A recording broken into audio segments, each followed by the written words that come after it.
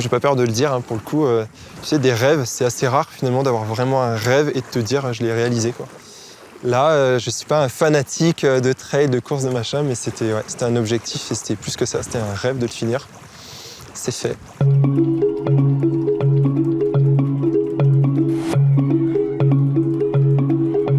Salut Romain. Salut Guillaume. Ça va? Oui, et toi? Bienvenue à Chamonix. Merci. Content d'être là? Ouais, sous ce beau soleil. On va parler de quoi aujourd'hui? De quelle course, Romain? Je vais te parler de l'UTMB 2022. Je vais aller vous raconter ça du côté de Champey, en Suisse. On y va? Allez, on est parti. En route.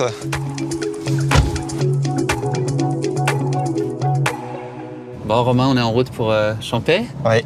Est-ce que tu pourrais te présenter en quelques mots? Qu'est-ce que tu peux nous dire de toi? Ouais, alors je m'appelle Romain Patrux, j'ai 35 ans, je suis marié. Ça fait 4 ans maintenant que je me suis mis à courir, ouais, et j'ai tout de suite accroché, quoi. C'était un délire.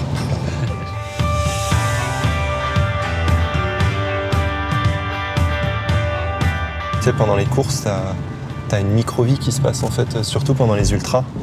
Et ça, c'est assez fou parce que ça va durer des dizaines d'heures. Mais pendant ces dizaines d'heures-là, alors tu peux être avec tes copains, mais t'es quand même seul avec toi-même finalement, face aux éléments qui sont en face de toi. Et c'est ce qu'on dit un peu, c'est la vie en accéléré. C'est ça ce qu'on dit souvent de l'ultra trail, avec des moments où tu es au fond et puis tu penses que tu vas pas t'en sortir et puis finalement tu trouves des ressources incroyables. C'est exactement ça. Second, troisième, quatrième souffle.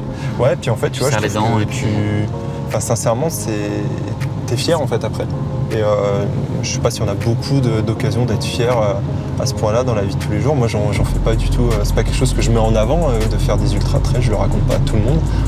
Pas aujourd'hui ici, mais en fait, t'es super fier à la fin.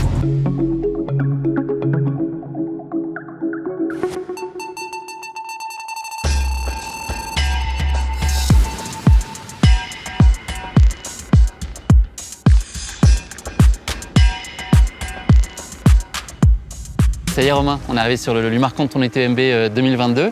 Est-ce que tu peux nous dire où on est et puis surtout ce qui s'est passé ici d'important, de majeur?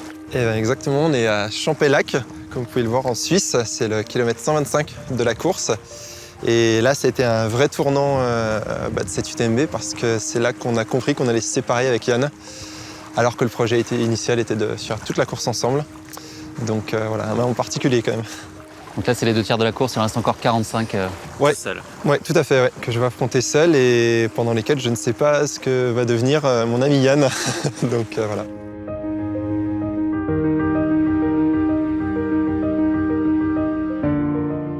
Le but avant tout, c'était d'aller au bout et d'aller au bout avec Yann en fait. En fait, on a commencé le trail ensemble. Enfin, moi, j'ai commencé le trail grâce à lui.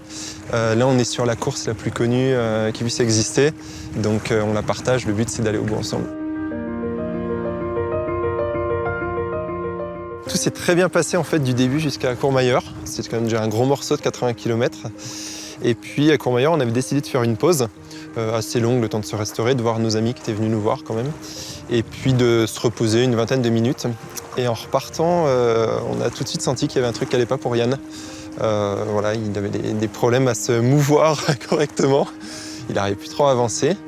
Et du coup, c'est là que le cauchemar a un peu commencé parce que de Courmayeur, du kilomètre 80 jusqu'à Champey au 125e, on n'a fait que marcher quasiment tout le long. On a essayé de trottiner par certains moments. Toi, tu t'es calé sur son rythme à lui? Oui, c'est ça. En fait, l'idée, c'était ça va revenir.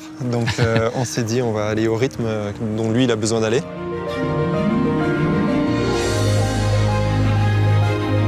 Cette décision de se séparer, là, c'est une décision qui est forcément très difficile. Est-ce que vous l'avez décidé conjointement? Est-ce que toi, tu y avais peut-être déjà un peu pensé avant de prendre cette décision définitive de se séparer? En fait, ouais, on y a pensé conjointement, c'est sûr, parce que depuis la Foulie, on avait déjà envisagé de se séparer à la Foulie. Finalement, on décide de continuer jusqu'à Champey. Maintenant, moi, je peux pas lui dire, écoute Yann, j'ai besoin de partir.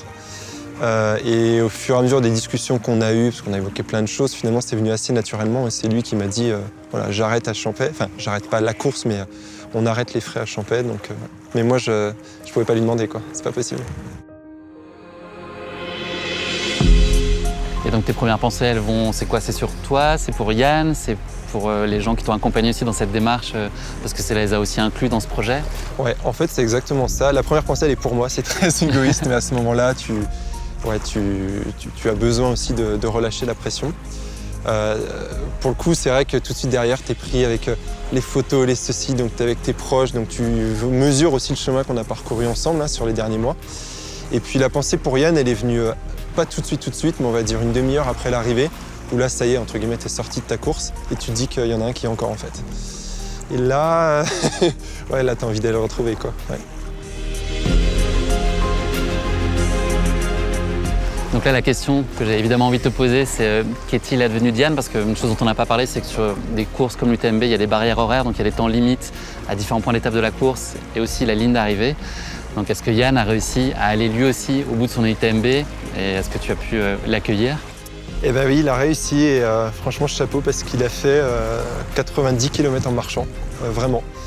Il n'a pas lâché alors qu'il a eu envie et il a terminé à 30 minutes de la barrière horaire. Et il y a eu un moment fort, c'est que à 100 mètres de la ligne d'arrivée, je l'attendais. Moi, entre-temps, j'avais eu le temps d'aller dormir un peu, me doucher et compagnie. Et puis je me revois très bien là, dans la rue principale de Chamonix, être en face de lui, le voir arriver, c'est un film, hein, vraiment. Et tu l'attends, tu te prends dans les bras. Et là, par contre, j'ai pleuré. On parlait du départ, mais là, les larmes ont coulé. Qu'est-ce que tu dis à ce moment-là, rétrospectivement, sur cette décision justement de se séparer ici à Champais? En plus, on en a reparlé ensemble.